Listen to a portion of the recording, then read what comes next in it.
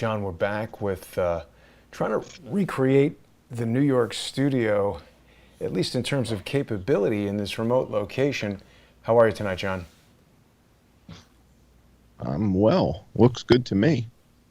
Yeah, Looks it's fantastic. doing. Thanks. It's doing all right. The biggest issue is probably reduced bandwidth, but I think we're going to be okay. We've got a great topic for tonight because very often people are saying, John Cullen, he's got to be doing Vegas, do more Vegas stuff. And guess what? Tonight we're going to talk about Vegas. Yeah. It all circles back, unfortunately, in a rather uncomfortable way. Exactly. I mean, what is in the news today, what's in the news this week, has a direct connection to Las Vegas, and we're going to talk about that tonight in the show. Again, tip of the hat to the graphics department. The thumbnail's spectacular, and I'm not sure if people saw the subtle detail in the thumbnail, but that's actually what we're going to start the show with. And in the Mandalay Bay sign, you've got Mr. Zuckerberg and Dr. Fauci.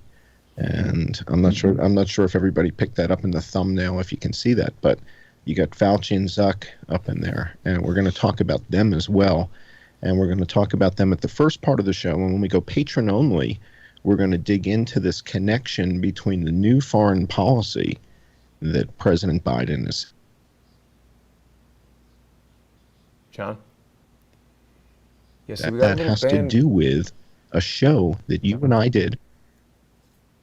Sorry, Did I we lose you? lost you there for a second. You're frozen on picture too. So I think my low bandwidth coupled with your, foreign VPN deal. Hopefully we can get through that and it'll snap into picture. But we've got a kind of a still life of John Cullen.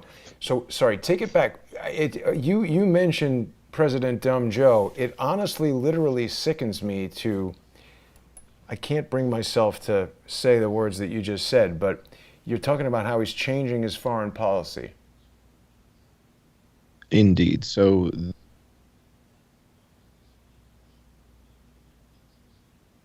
We keep losing you, man. We might have to in fact, here I've got one. It says reconnect. You want me to You're reconnect? back, but we might have to. Why don't we do that? Let's try getting you on another. Sometimes you can go through different VPN channels. You want to give that a shot? All right, I'm going to disconnect from Skype. I'll reconnect with the VPN, and you call me back in 30 got it. seconds, okay? Yeah. Okay. So this is the trials and tribulations of being on the road. I don't have my usual high-powered New York internet deal going here. How will we know when John has reconnected to his new VPN? Let's just give it a minute. I want to thank everybody who sponsors the show. We're going to be talking about how Joe is changing up the international relationship with our buddies there in Saudi Arabia. And I think there's going to be a lot to talk about. There's a number of things that Saudi Arabia does. Yeah, President Dumb Joe. Some people don't like that when I call him President Dumb Joe, President Stupid Joe. It's your preference, whatever you prefer. But obviously, there's a lot of things that Saudi Arabia does. There's a war on in Yemen that I certainly object to. I think Saudi Arabia is a strange ally for the United States, but I think the focus of our question here is this contradictory relationship with Saudi Arabia, where the United States economy is essentially based on the petrodollar, which relies on this relationship with Saudi Arabia. You're back. Indeed. How's That that? looks Any better. better? Yeah, it's working. That is. So let's get you back over here. So I was vamping there a bit, John. Fill us in on what you were telling us. Well, I'm sitting here looking at an article. I think it came from Bloomberg. It did. Biden downgrades Saudi crown prince to recalibrate ties. So that's interesting. So President Biden is resetting the United States-Saudi Arabian foreign policy relationship, it appears, on a number of articles that I've been reading. And as I'm reading these articles, this realignment seems to be with the old regime. And the question then is, well, half these guys are in prison. Does Joe Biden know that? It's right up his alley. Yeah, I mean, have they been studying this? Do they know what we know about what happened in Las Vegas? And quite frankly, what's going to make this show tonight really interesting is it's another double bind. And the reason it's a double bind, it's sort of a yes or no scenario. Either President Biden and his foreign policy team, right? So the Secretary of State, etc., the people who are setting foreign policy, they either know what we know about Las Vegas or they do not. It's Right. one or the other. So if they know what we know about Las Vegas, and yet this is the course they're going down, that kind of means they're siding with the people that tried to overthrow MBS, if that's what happened, if my hypothesis is correct. Basically engaged in an act of war on U.S. soil by shooting up a bunch of civilians. Allegedly, right? Allegedly. So allegedly. So if the hypothesis is accurate, and we haven't seen another cogent hypothesis, quite frankly, right? So we're still waiting. But if this is true, and if this is what happened, and Biden's administration does know that, that's kind of creepy. He would then align with these people. So then the other side of the argument is they don't know what we know. And so that was what we were talking about a week ago when we were looking at Brookings and Bruce Rydell. Right. And I mean, either scenario, frankly, is not good in my estimation. But Biden's right, exactly. That's why it's a double bind, because neither scenario is good. It's like checkmate. Either way you go here, it's not pretty. And so we're going to talk about that when we go Patreon only tonight. But we've got a whole lot of content. In fact, tonight, I guess we should tell the audience that tonight's show is going to be longer than normal. You want to explain that? Yeah, we're doing a little bit of a longer intro here on YouTube so that people can get a better sense of what the conversation is going to be about. And also, we're hopeful that more people will choose to sponsor the show by going to subscribestar.com/IamJohnCullen, patreon.com/IamJohnCullen, or subscribestar.com or patreon.com/crowdsourcethetruth.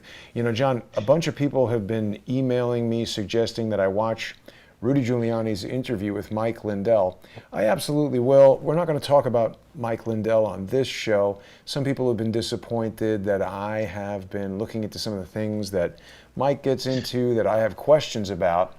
I'm not going to question that tonight on your show, but I do want people to remember that, you know, MyPillow is a corporate sponsor of a lot of different news shows, and I would not have somebody on this show as a guest because they paid to sponsor the show. That's in fact exactly what we're trying to avoid by having this direct-to-viewer micro sponsorship program where everybody can have the confidence there is no corporate influence over the stuff that we report. And in fact, earlier today, somebody decided it would be a good idea to insult David Hawkins in the comments on Patreon. That sponsor was eliminated immediately. And that is another purpose of the micro sponsorship, is that nobody's coming in here and saying, like, I'm paid $25, $100, whatever, $1,000, whatever the number is, and telling you what you should or shouldn't talk about. We don't tolerate that. We're totally delighted to have people share information with us when it's firsthand knowledge of the things that we're talking about. If you're an expert in the field that we're discussing, if you were in Las Vegas and witnessed something, if you know Mohammed bin Salman, the Crown Prince of Saudi Arabia, if you've got evidence to contribute, even if it contradicts what we say, proves us to be totally wrong, we want to hear it. If you've got an opinion, as long as it's polite, happy to have you share it. But if you don't like us, if you don't like the show, if you don't like a guest, I certainly don't care. Don't share it in a comment. Keep that to yourself. We go by the golden rule here.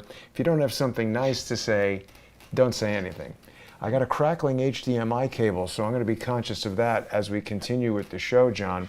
Why don't you give us a little more insight into what we're going to be talking about with regard to the Saudi royals and President Stupid Joe? Sure.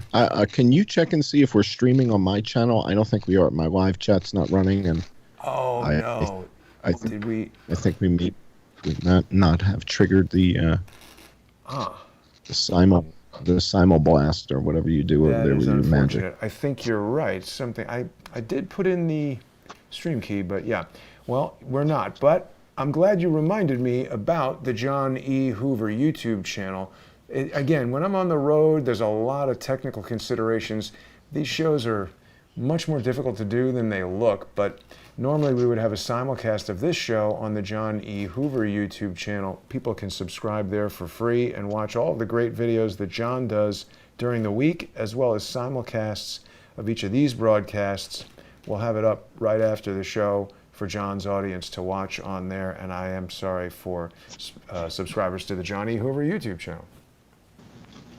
All right, I just put something in the chat explaining that people should go over to your channel and watch it there. And maybe if anybody's watching, you can go over to the Johnny Hoover channel. If this thing is like waiting, maybe you can put something in there and direct people over to Jason Goodman's channel so they can watch live. All right, let's get to the deck and take a look at what we got for the show tonight. What do we got here? Oh, you know what? While you're at the channel, why don't you show people what I put out this week? Because it was a little bit of a crazy week. First of all, after we did our show last... Oh, now we just lost John. John, are you back? Can we... Yes. Uh-oh. Okay, you're back. Yep. Okay. All right. So during the week, after our show last week, I released the Ivor Cummins second episode, or the second half of the show with Ivor. And then in the middle of the week, we had another close call with another meteor/asteroid. And so I broke this. Just die again? Exactly. So this is another story of another asteroid. And it's sort of the question that I'm asking here, and again, people get confused by a lot of my videos because the way that I make them, it's I don't know if it's subtle or sarcastic or what it is that I'm doing, but so for example, in the Did You Almost Just Die Again video, we talk about Krakatoa, and I'm asking if, do people know the story of Krakatoa? And people then in the comments start saying, well, this is old news.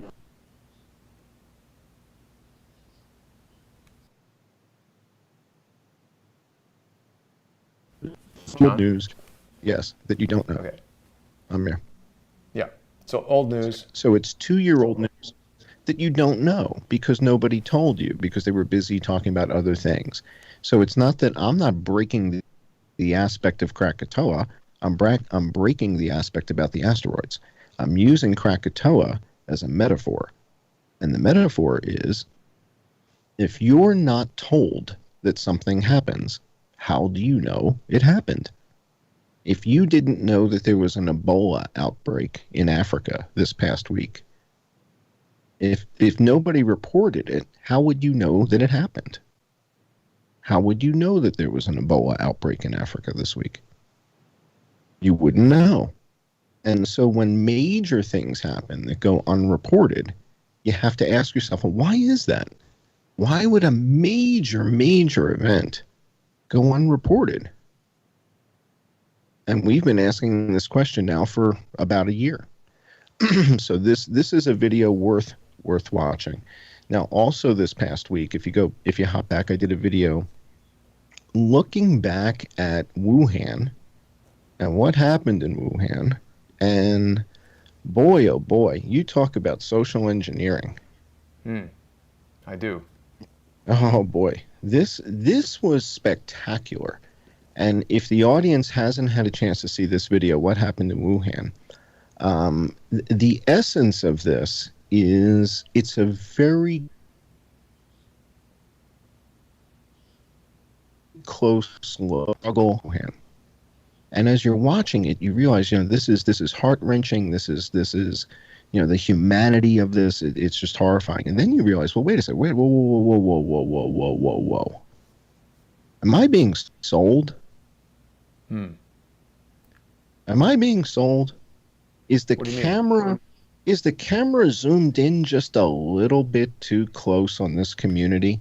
In other words, we're watching the horror of what transpires in Wuhan, and yet today, as we sit here, there's more people dead in Chuck Grassley and Joni Ernst from Iowa They've got more dead in Iowa, and Iowa is like farmland. So Iowa has more dead than Wuhan. Yet the film would lead you to believe that this was a pandemic unlike anything ever seen. And it does, I mean, clearly people were sick and people were dying, but it's as if the lens is so close. Imagine if you spent 3 weeks at Elmhurst Hospital in Queens, entrenched at their worst peak, whatever, or, you know, whatever the worst hospital was in the States, and you were there filming for 3 weeks, and it was a mess. Okay, that's kind of what they did here in this video. And as we watch it a year later, the questions we start to ask now are, so wait a second, you're showing us this incredible story of Wuhan, but there aren't even 10 people dead in Shanghai. How come you don't cut away to Shanghai to tell us what the hell's going on in Shanghai? If there aren't 10 people dead there, doesn't that warrant 1 minute of the film? What about Beijing? If there aren't 10 people dead in Beijing, why doesn't that warrant 1 minute of the film? Huh. And all of a sudden you realize this was done on purpose. They zoomed in on this community in Wuhan to sell a narrative. And when you see them building the hospitals and you see the military coming, well, now, if you live in Cincinnati, if you live in St. Louis, Missouri, and the army isn't showing up and they're not building hospitals, does the government care about you? That's the unspoken message. And so now their narrative creates a benchmark. So you mean we're not building hospitals all over the place? Why aren't we? Why aren't we building hospitals like they did in Wuhan? Why isn't the army showing up like they did in Wuhan? And next thing you know, President Trump is rolling out field hospitals. Now, at the end of the day, Wuhan is fewer people dead than Arkansas, than Iowa. Right? This is a stunning statistic. Tonight, if on the main news tonight, you could break a major story simply talking about something that you and I talked about a year ago. There aren't 10 people dead today in Beijing from coronavirus. And there aren't 10 people dead today in Shanghai from coronavirus. And yet the WHO declared a global pandemic. That needs to be squared up. And the fact that everybody continues to ignore, and this is right in the open, all you have to do is click on the map. You don't need to be a programmer. You don't need to be a map designer. You just go look at Shanghai. And it's all there, right? So this isn't much of a mystery. So in this video, we look at the lab in Wuhan, and we look at this video, and we ask, was this a wag the dog production to sell a narrative? And if so, who made it? We don't know. It's all hypothetical. But it certainly is interesting to look back on this stuff about a year later. So That looks like the freezer I had in college. It's like, well, gotta thaw it out.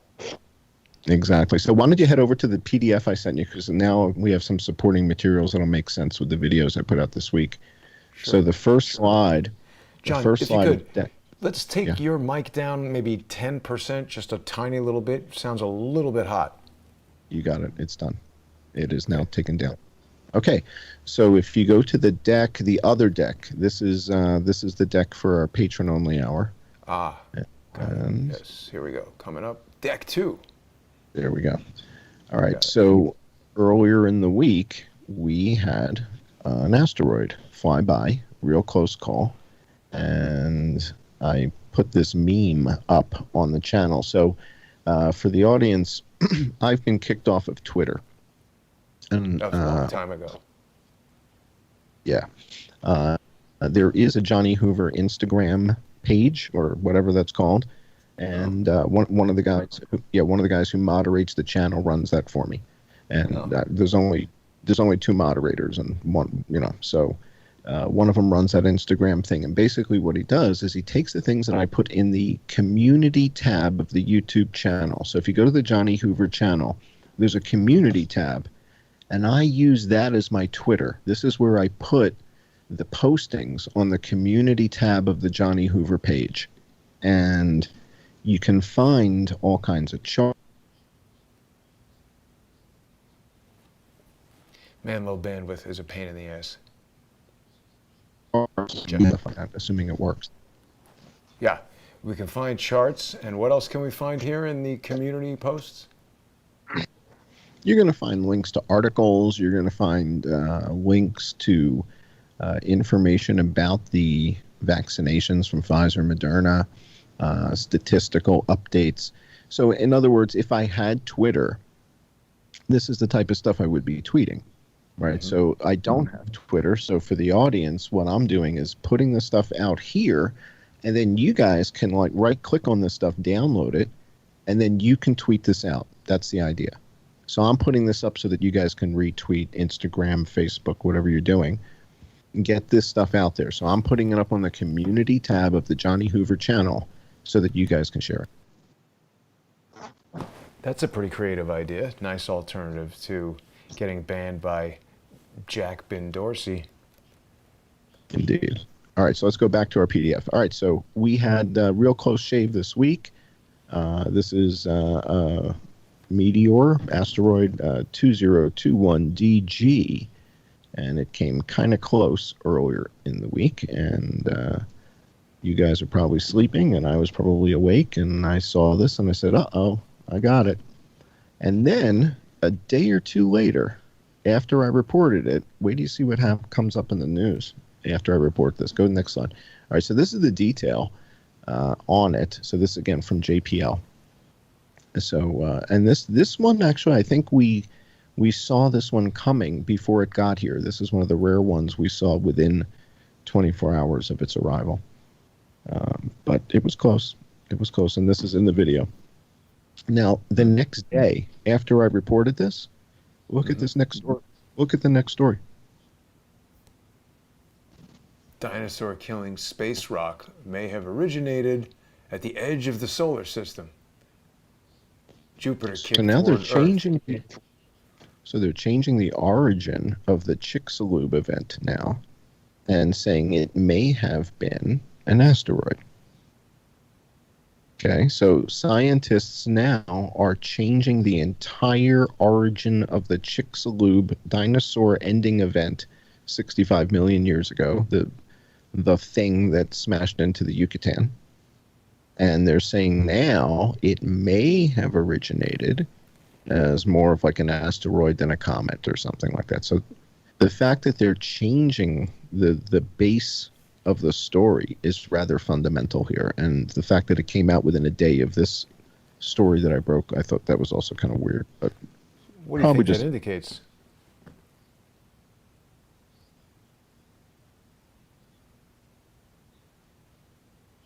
Nigeria. How is that not news? Say again, what do you think it indicates, John? Well, in other words, if the last major impact crater that we can see on Earth was the one at Barringer Crater 50,000 years ago, there's one or two of them in Greenland, but they're underneath the snow. You can't even see them. We wouldn't know they were there if it wasn't for LiDAR, right, or radar.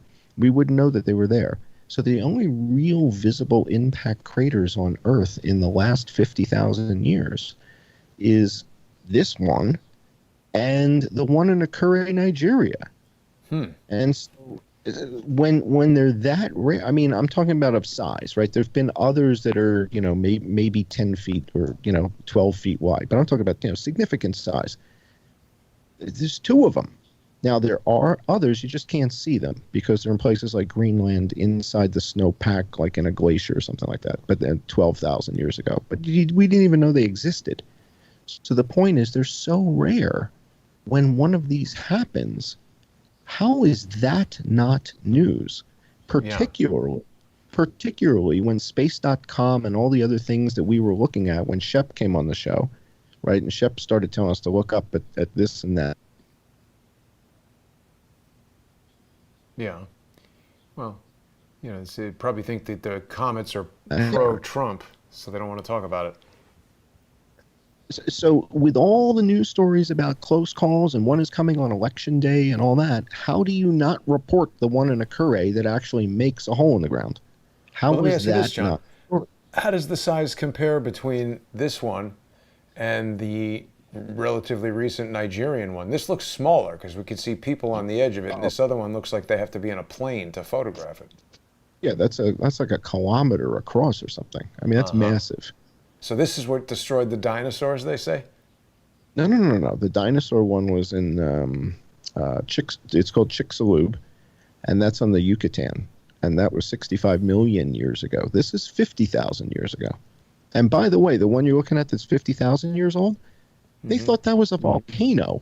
When the guy bought it, everybody thought he was out of his mind. He thought it was a meteor crater, and everybody else thought it was a volcano.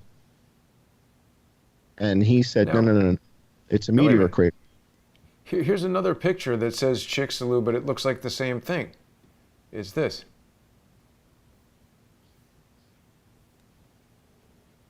Only Mhm. well-preserved peak crater. I don't know. Comet mysteries. Yeah, it's in the Yucatan 65 million years ago. You can't see that, right? Those are artist Ah, renditions. Understand that? got it. Yeah. Yeah, those are artist renditions. So What a you day can't, that must have been, right? The dinosaurs didn't even have the news. yeah. Well, we wouldn't be here if it wasn't for that, right? We Hmm. never would have made it. Never would have made it. So You've been eaten by 65, a T-Rex. right? So that's 65 million years ago. This happens, wipes, and keep in mind these dinosaurs dominated the planet for millions of years. Millions of years, they dominated the planet, and then this happens, and it's lights out. So that was Hmm. that. All right, let's go on. We got a lot to cover. A lot to cover. Yeah, I think people want to hear about Vegas and Saudi Arabia and MBS and all that. All right, before we get to that, we got to talk about the current state of affairs. And it's important for everybody to understand that although I have played a doctor on TV, I'm not a doctor. And so we do not give medical advice on the show other than ask your doctor. All right, so if you have any questions, ask your doctor. However, it's not a secret, though, that you have family in the medical industry, right? That's not a secret. Yeah, that's not a Right. secret. So I could ask you questions to Well, ask I'm your not a family, doctor. Yeah, but I and could I'm ask you to certainly ask not. your family. I mean, we can get anecdotal opinions from medical professionals. We've had guests on the show, but obviously nothing we say is medical advice. And Exactly. any this is just conversation and a commentary and opinion about public information. However, we are using information from the CDC. So the Right. information that I will be citing comes directly from the CDC. All right, so let's go to the next page.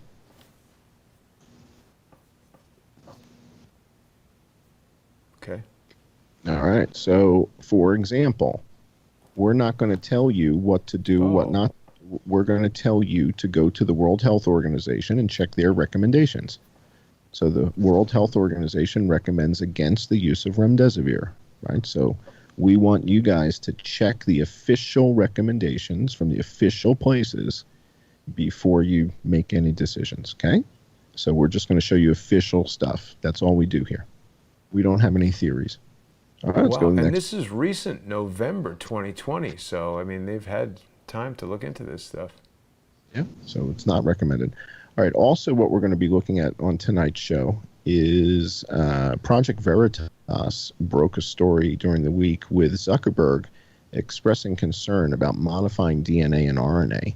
And then Zuckerberg gets on the Skype with Fauci, and we're going to take a look at that video clip. I don't think we're going to do it right this second. I'll tell you, yeah, not yet.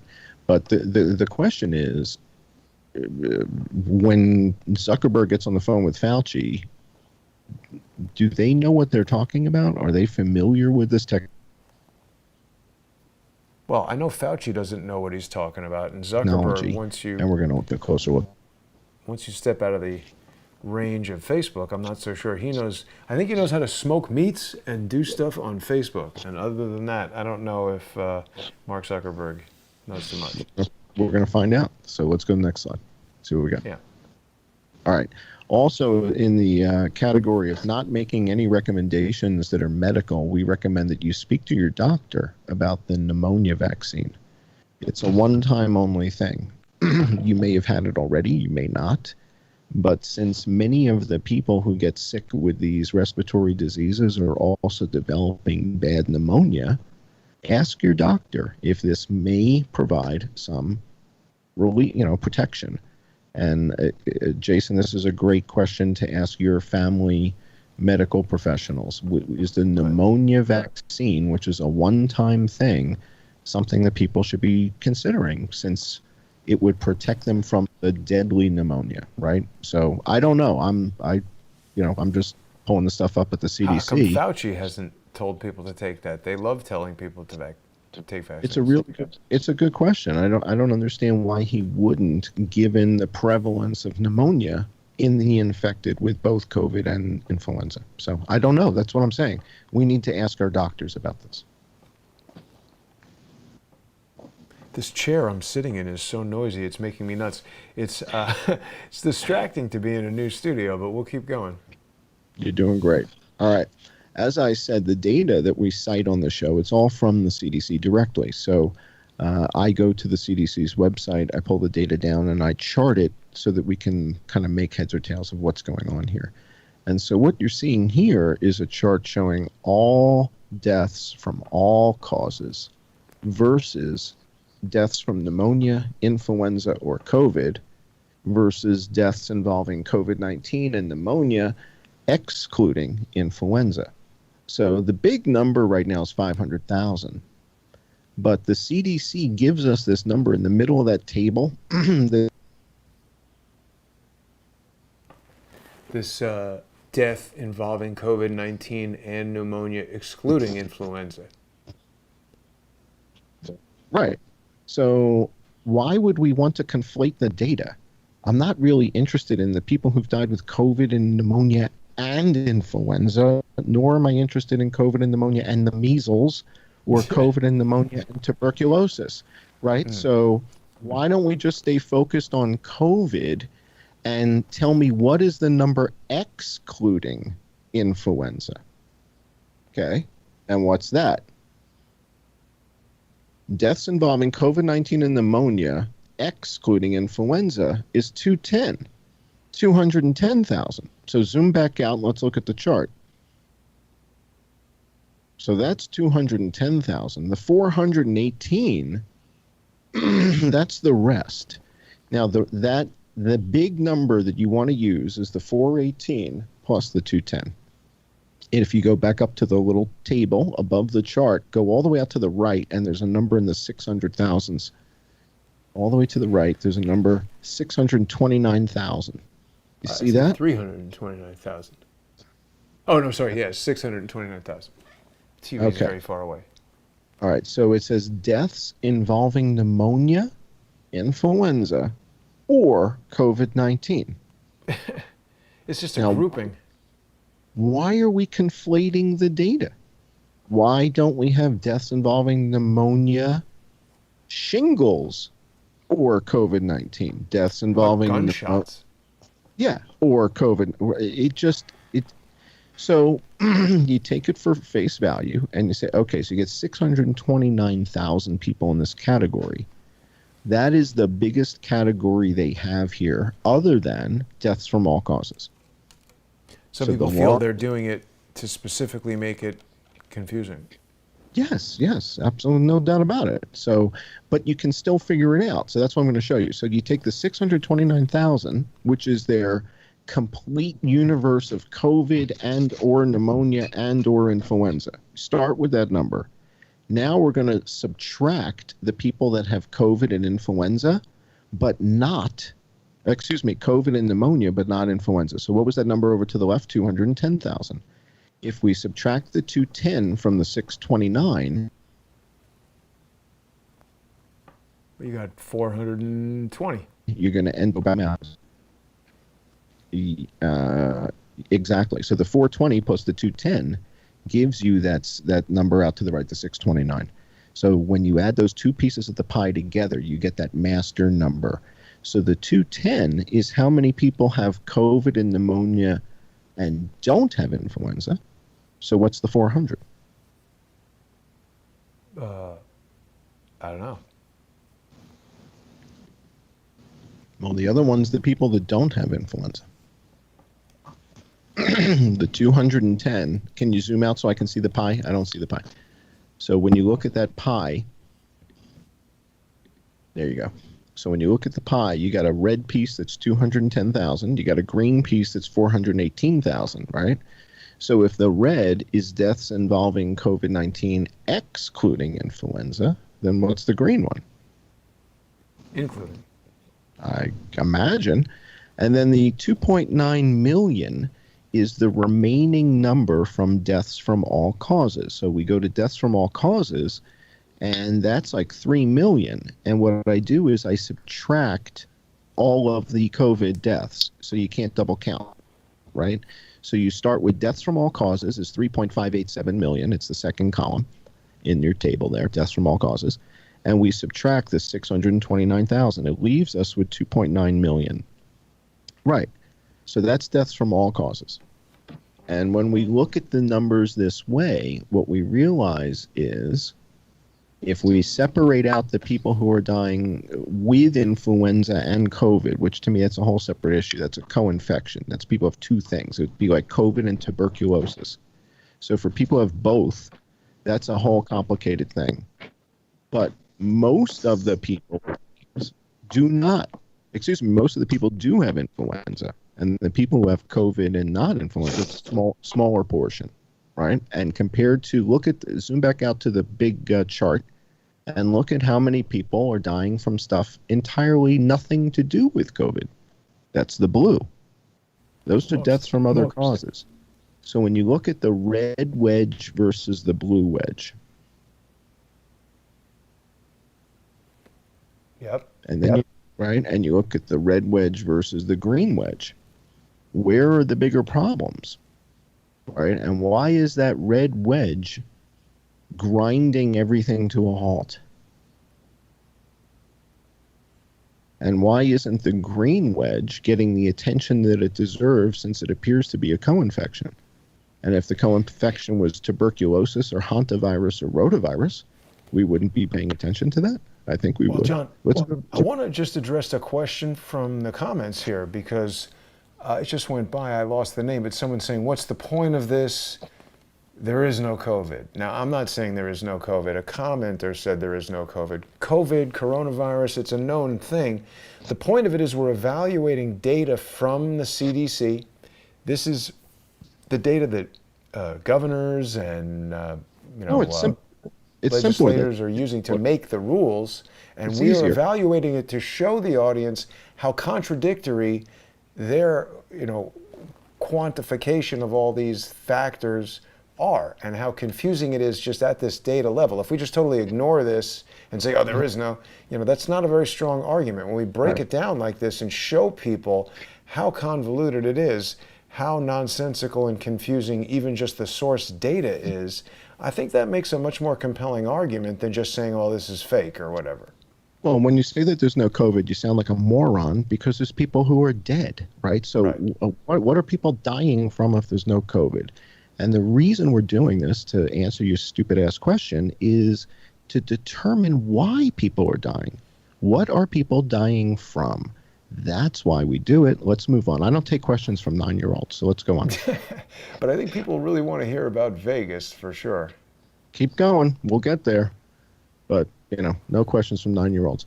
All right, net, the schools are still closed in America. I'm working on a podcast that's going to get into root cause analysis, and it looks at the Rachel Walensky interview on 60 Minutes with Chris Wallace on Sunday. She did an interview with Chris Wallace on Sunday, and I'm going to break it down and do basically a class on root cause analysis, and it's going to be like a crash course, and that's coming out this weekend on Patreon. Yeah, that'll be on Patreon this weekend and Subscribe Star for my subscribers. and it'll be a crash course on root cause analysis. And we're going to do a case study, which is what they do at Harvard Business School. They use the case method. So we're going to use the case method, and we're going to break down the interview between Rochelle Walensky and Fauci this weekend on that. So that's coming. But one of the elements of it is that when we look at school-age children, 5 to 14 years old, there's only 69 of them dead as of the last update that I got. So out of all of these coronavirus deaths in the United States, there aren't 100 school-age kids dead, and yet they're talking about billions and billions and billions of dollars to reopen the school.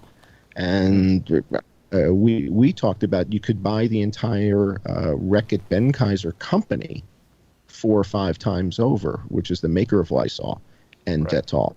And condoms. You could all the condoms ever made by Durex is that company, right? What a deal! Well, you can give them to the kids, and So, all right, I saw a thing that a school had wasted millions on putting plexiglass in between the desks, and then the kids couldn't see the chalkboard or whatever they're using now. Yeah, very effective. It stops the virus in its tracks. The virus doesn't know what to do when it gets to the plexiglass. All right, so here we've got 25 and older versus younger than 25 in the United States. So if you're 23, 24, 22, you get back to work and you shut up and you stop worrying about the damn vaccine because it's not killing anybody in this age group. And this is the part that I'm confused with, is it seems that there are certain people that want to vaccinate everybody in America. Why would you vaccinate everybody in America 25 and younger if only 763 of them have died? What are you worried about? Are you worried about just getting sick and getting a fever and coughing? So you're gonna do an mRNA vaccine to prevent getting a fever and coughing? Because people 25 and younger just don't seem to be dying, Jason, unless you disagree with my assessment of 763 versus 400 something thousand. No, I don't disagree. But you're asking who's saying it. I believe earlier today I heard President Dumb Joe say it. He wants everybody to get vaccinated. He's cracking on Donald Trump for apparently not ordering enough vaccines. And then they keep showing this video of him getting vaccinated. Joe getting vaccinated. Yeah, that there weren't any available, although Joe got some. All right, so let's go to the next slide. Oh, Joe. All right. All right. So here's another thing that I don't think the audience is aware of. So the public schools and the opening of the public schools and all that, we've been talking on the show about the ratio of deaths with XX and XY chromosomes and how one sex has been dying dramatically more than the other. So if one sex is dying twice as much as the other, and one sex makes up more than 3/4 of all teachers in the United States, what happens when we put those two bits of data together? You're going to get a high rate of death in that group. Well, hang on. 3/4 of the teachers are female. Mm-hmm. Oh, low rate of death. Two-thirds of the deaths are male. If 2/3 of the death are male and 1/4 of the teachers are male, how about the men teachers just stay home? Male teachers, you stay home. Ladies, you got to get back to work because this isn't killing you. All right. And the distribution of teachers, if the male teachers stay home, we can get back to school at 3/4, not 1 day a week. We can get back at 3/4. If all the men stay home. Right, now, I'm not saying it's a good idea. It's probably a really stupid idea. Yeah, this could be an Andrew Cuomo idea. But wait a second, John. Right. We've only got about 5, maybe 10, if we push it, minutes left here. People want to hear about Vegas. Keep going. We're not changing. No. Okay. You got to understand something. You're talking about the entire school system in the United States. Yeah. Okay. Is broken, and they're talking about billions of dollars to reopen it. None of the kids are dying, and now we're looking at the teachers. What's the average age of the teachers? 42. So if the average age of the teachers is 42 and 3/4 of them are women, is that a high-risk group? No. which state has the most male teachers? Wyoming. Okay, so we're looking at facts. We're looking at science.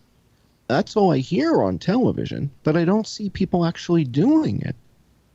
Right? So I'm saying that the state that has the most male teachers is Wyoming, but on average, the average age of the teachers is 42. And on average, 3/4 of the teachers are women. So if 3/4 of the teachers are 42-year-old women, what kind of risk are they facing? Let's go to the next page. Is there a way to calculate that risk? Yeah. So according to the United Teachers, whatever, that I'm getting this data from that I just showed you a second ago, they categorize the ages of the teachers accordingly. So they're showing you how many teachers are in each one of these age groups. Now, the age group that's most at risk is the 55 years older, right? Mm-hmm. But that's only 17% of the pie. And 50 to 54 is another chunk, but most of the teachers are 30 to 49. And then another good chunk of them are younger than 30. So if we've got that many teachers who really don't seem to be at risk, what do we need $68 billion for? I think most of that is to steal. Well, that's alleged. You're alleging that. Allegedly, most of that is to steal. Allegedly. All right, let's go to the next slide, see what we've got, and then we're going to talk about MBS. All right, so the net. All right, we're going to need to stop here because basically what we're going to start the patron-only hour in is I'm going to show the audience exactly how you know that COVID deaths and influenza deaths were not double counted in either system and that influenza did not disappear. And I'm going to show you how you can tell and how you can explain it, but it takes about 6 or 7 slides. We're out of time. So we're going to have to do this when we get to patron only. And then we're going to go to MBS, Joe Biden, foreign policy, Maiteb Ben Abdullah, Mohammed Ben Nayef. And does Joe know what we know? Because if he doesn't know what we know and he's setting foreign policy, that's a disaster. And if he does know what we know, that's creepy. And I don't think he even knows if he's wearing pants or not. Well, that's kind of that's the unsaid question here is, what does he know? And how could he possibly know what we know given how much time we've spent investigating it? Obviously, he didn't spend that much time looking into Frank Muth and all the things we... Well, no, he was playing Mario Kart. Give him a break. Right. So that's the issue, and that's what we're going to get into tonight. We're going to look at the specifics. Yeah. Well, we got about 2 minutes left before we're going to make that transition. And I want to thank all the sponsors that make this show possible. I'm still working out some of the details.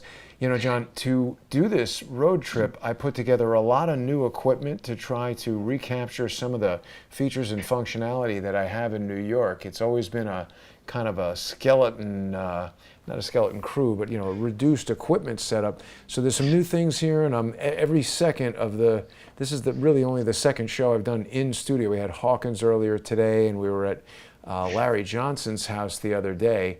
And I don't know if people really appreciate how complicated it is to go to a different location, set up all this stuff, unknown internet capability in each spot.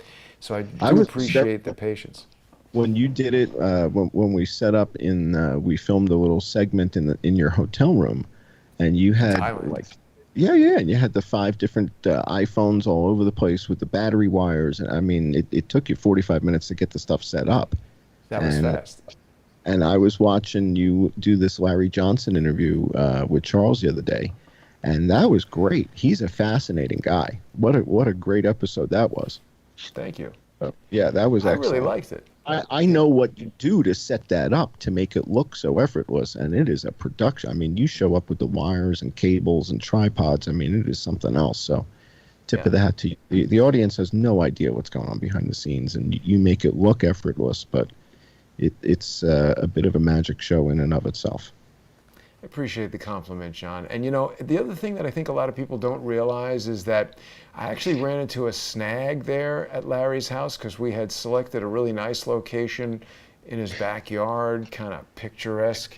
And we were about 75% through the setup before I realized that we were too far from his office to receive the Wi-Fi signal. So we had to scramble and get back inside the house in order to make that show happen. And so I was just so sort of like on tilt when we started, and everyone's, sort of criticizing my performance as if I was Chris Cuomo or something, sitting in a studio where 50 people are running around.